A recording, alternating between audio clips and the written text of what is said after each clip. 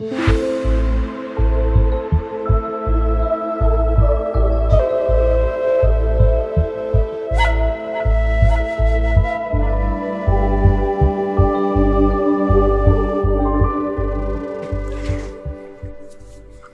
evening, everyone, and welcome to World Ascension Live. We are coming live to you from Devon, England tonight, in an off-grid location, secret, that's to be kept secret. Lindsay's not with us tonight. She is on vacation with her family and she's doing lots of sacred work, and so is Laura. Laura is doing her beautiful work as well. So tonight we have with us the wonderful Rob Gauthier. He is known as the ET Whisperer, and we are in for a treat this evening because he is going to channel one of his fellow extraterrestrials, either Treb or Aridif. So I'm going to hand directly over to Rob and let him get this started. Good evening. Good evening. It's such a pleasure to be here with you again. I'm really excited, really grateful to be here. It's been an amazing, last time we had the chance to do this, it was amazing. Had a lot of great people who were lined up. And I really love the idea of people who dedicate themselves to sharing ideals of truth and sharing ideals of possibilities with people. It's one thing in my own life and perception that I've tried to do. I try to share what I can share through the channeled work, through other means of the information I picked up along the way, and give it to the people who want to learn or expand on a subject. And the best thing is a lot of people I've met, they take this on willingly and they open up to themselves, and sometimes people take everything that's shared through myself, Trevor Ardif. Sometimes people just take out the little bits and pieces that make them fill out a bigger piece of their own puzzle that they're working on. And some people totally ignore our work. And the people who do that are also adding and contributing because they're putting their own energy into something for them that they don't think is true or that they don't feel is resonant with them. So we give people opportunity to go through the entire spectrum of emotions and feelings, and I really like being a part of that. And that's what you guys do. You give that possibility and probabilities to everybody so that they can kind of play with it and find out what fits for them in their life. And that's a beautiful thing. Absolutely, thank you very much. I mean, it's all about disclosure, isn't it? We're in that time now, you know, we're getting into the nitty-gritty of things disclosing, and I think it's our human right to know our human origins and you know, our backgrounds. So, you know, the more we share, the more we learn, and the more we're going to be bridging that gap to separation, and that's what it's all about. It's about joining the cosmos with humanity and opening that new doorway. I do believe so anyway. That's my belief. Absolutely. It gives us a part and a piece of the puzzle that's difficult for us because our written histories from mankind are usually written by those who have the power to maintain the ledger of history or the written history in our world. So there's all this places with big gaps and big question marks. And some of the work we've done has helped fill that in. When it comes down to it, in my own perception, finding out about yourself is usually the greatest way to find out about things going on around you. I am always under the assumption and participating in life as if everything I've learned from Treb and Ardif is 100% true, which means you create your own reality with thought, your energy, your belief systems, your actions, all of those things participate in the creation of your life. And then you get to plug in with all of these other amazing people, or sometimes not so amazing people, to really connect and to co-create with them. So if that's the case, then finding out about me was my first step to finding out about the cosmos. When I found that universe that was within myself, that's where I was able to find out about all those things outside of me that I had either taken for granted or never even thought about before. So the starting point of myself and then building outwards, for me, that was the way that worked. And I always suggest that to people who are on that same journey, who've had a problem finding inspiration outside of them. So is it like a spiritual growth, would you say? Is it a growth? We're having growth spurts continuously? Yeah, it is. And the word spiritual is a very loaded word. It means so many different things to so many different people. For me, spirituality or spiritual nature is simply existing. That's the most spiritual experience that you can have. When it comes down to it, we're non-physical beings, a soul essence, an eternal essence, and we chose to load ourselves into this program and into this matrix and into this beautiful design that we've created called physical reality. And by doing that, we gave ourselves a chance to be able to go into the system, play around, and experience it and create and build what we want. So just the simple act of breathing in a flesh and tissue body, to me, is the huge amount of spiritual energy. In the way that most people define it, spirituality meaning the essence of more than your physical self, I think all of us are going through a spiritual growth spurt, even beyond just living or experiencing. I mean, those things in itself for me are huge spiritual things. But when you build a existence where knowledge and expansion of your own internal consciousness happens, and then it happens with large groups or collective consciousnesses like it is on Earth right now, it just makes it even that more amazing. We look at our linear history, how it was written, and we see mankind has grown. And a lot of people say, well, you know, these days are just as bad and just as terrible, even worse than it's ever been. But you go and you read a book from the Middle Ages in Europe, and you look at the way that women were treated back then. You look at the way that people's lives were easily snuffed out. And yes, this does occur on our earth still, in some places more than others. And yes, there still is separation.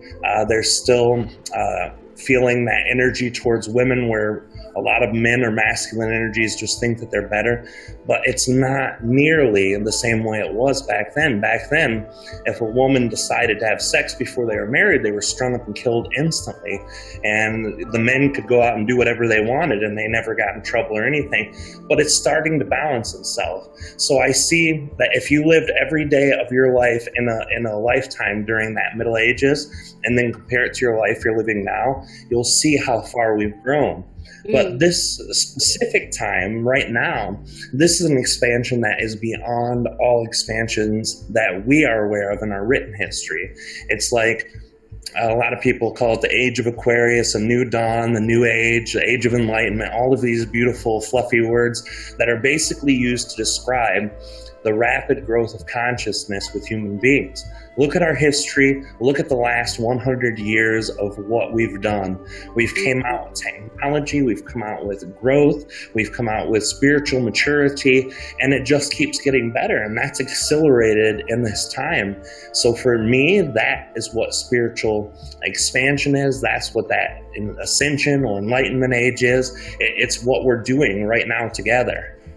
Absolutely. So we're only just touching that surface, aren't we? We're only just being able to peer through, and like you said, we've leaped so far within 100 years, and I know everybody's got their conspiracy theories and their theories as to what caused that acceleration. What's your view on that? What do you see as causing that huge acceleration and expansion in consciousness?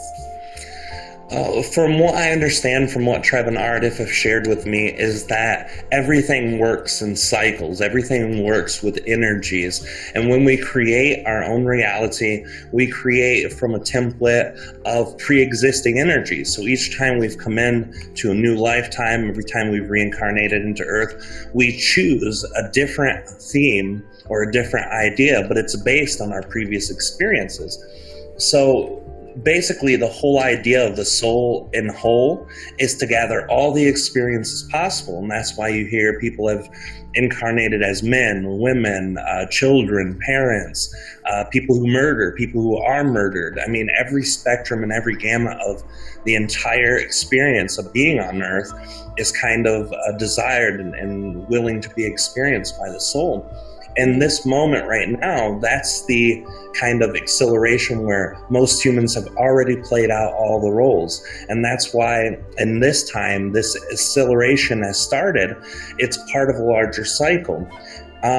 We get into some really deep mechanics, myself and Ardif and Treb, when we talk about the density masterclass, or densities and dimensions. It really explains how the universe is set up, how it works, the mechanics behind it, energy, the physical, the science, all of those things combined.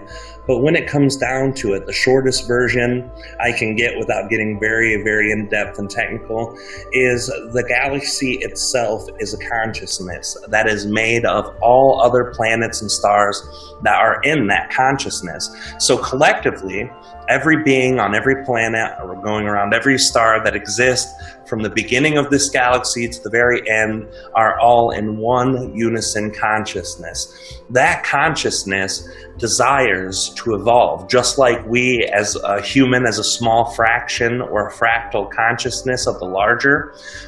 It wants to evolve. So it has a mechanism, which is a higher density being or consciousness. And basically what it does is it sends a non-physical energy from itself, just like we're souls living in physical bodies.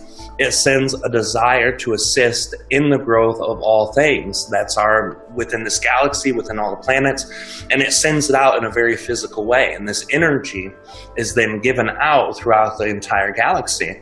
And the way it works is the very center of each galaxy. Our scientists think it's black holes, it's this, it's that. But what they have explained to me is that center is a consciousness onto itself that's separate from the entire galactic consciousness, and its only job is to send out energy to help accelerate the growth of anything or anyone that wants to be a part of that.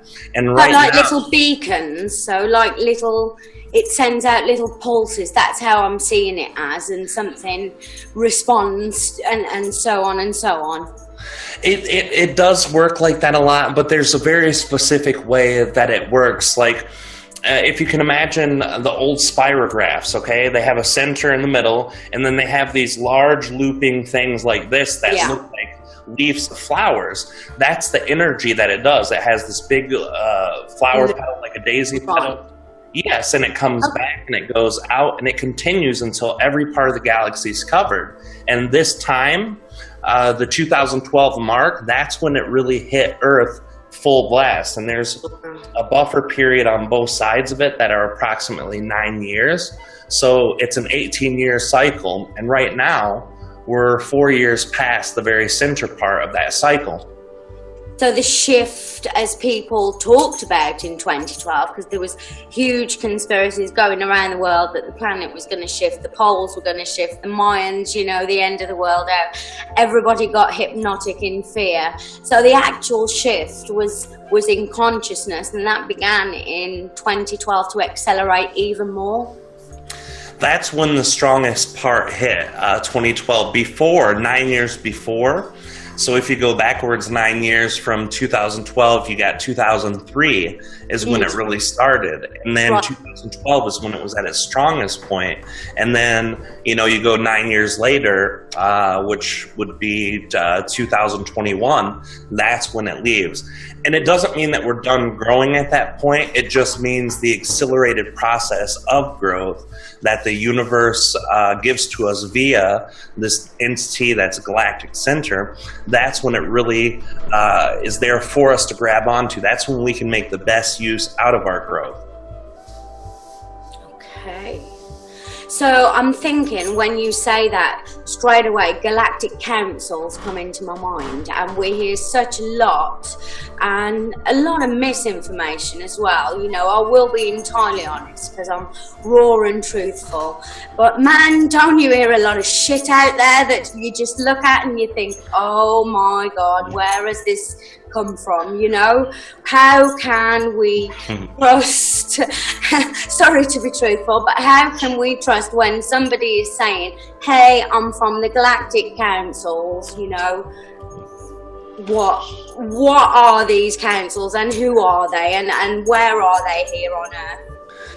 There are unities, there are unions, there are councils, but they're not, like you said, most of the stuff that's ever hit the ears of us who live on Earth is, in my opinion, just as you said, it's kind of BS, it's kind of off-centered. A lot of the times you hear, you know, we are Galactic Federation and we have all of this power and we're going to save you and help you and do these things for you and we're going to protect you and make you grow. But there's nothing in a physical sense that can really create anything for us but us. So if we do have a Galactic Federation that's watching over us, it's because we've co-created that experience, but they're not saving us. In fact, there are two different types of beings that exist in this galaxy. There's a Type 1 being and a Type 2. And the shortest difference in both of them is the Type 1 sees itself as part of everything, and it also will never infringe upon your free will. Yeah. A Type 2 being doesn't see the entire nature of its connection to other people or other things, and it will step on your free will. And that Type 2 comes in a big variety. It comes all the way from very loving and benevolent beings who think they know better for you than you do, all the way to very malevolent, war type, really the worst of the worst type of beings that we can think of. So in that entire spectrum, even the ones who are benevolent, if they say, I am going to step in for the Earth because I don't think they can handle themselves, I don't trust that they can create what they need, those are Type 2 beings. So most of these councils that we hear from are either really benevolent, loving Type 2 beings who think they know better for us than we do, or they're malevolent beings who are messing with humans, who just want to, they get a good kick out of seeing us flop around like fishes in our brain, so they try to send out this information. I'm not saying it's not valid, I'm not saying it's not useful. I'm just saying trust yourself and then trust outside of yourself. If it doesn't make sense, if it's giving you a bad feeling, it's probably because the information isn't going to be useful for you, or maybe only little bits and parts will. Treb has told me about a Galactic Council, and this is a group of Type 1 beings, and they don't do anything. They're just connected with their own connection to source energy, to God, to the Creator, whatever you call it, and they share their essence of love with those who want love.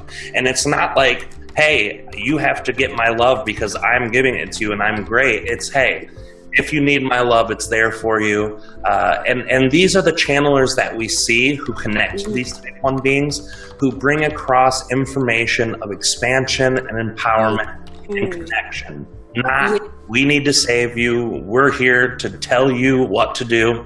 Those are not the Type 1 beings. They're not a council that is really the true council of beings who want to help, but know that you're the only one who's really going to help yourself. So it's a very odd dynamic and very uncomfortable for a lot of people to dive in.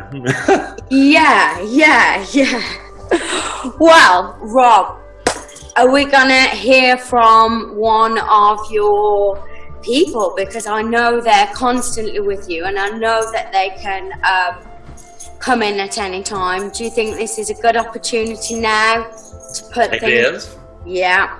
Absolutely. I think what I'll do is I'll bring Ardif in, but this process, I usually cut my camera and mic down for about 5 to 7 minutes so I can neutralize.